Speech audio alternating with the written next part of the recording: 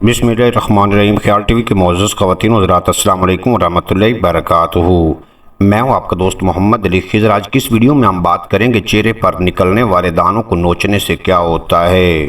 चेहरे पर निकलने वाले दाने दुनिया भर के तमाम अफराद का एक मसला है, लेकिन अगर आप इन दानों को नोचते हैं तो ये मज़ीद पेचीदा हो जाते हैं। माहिरीन अमराज जिल्द का कहना है कि दानों को मेकअप के ज़रिए छुपाना या इन पर कोई क्रीम लगाना इन्हें इतना पेचीदा नहीं बनाता।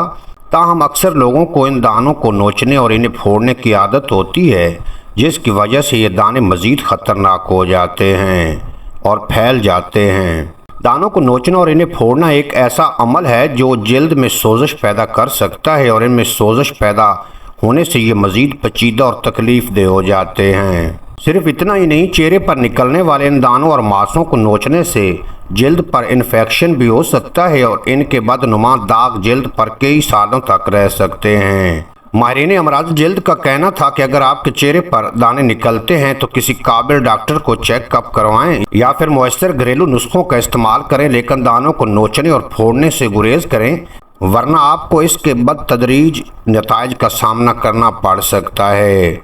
उम्मीद है आज की ये मुख्तसर वीडियो आपको पसंद आएगी। अगर वीडियो पसंद आई हो तो चैनल को सब्सक्राइब फरमाएं और बेल नोटिफिकेशन को प्रेस करें, ताकि मुस्तकबिल में अपलोड होने वाली तमाम वीडियो बर वक्त आप तक पहुंचती रहें।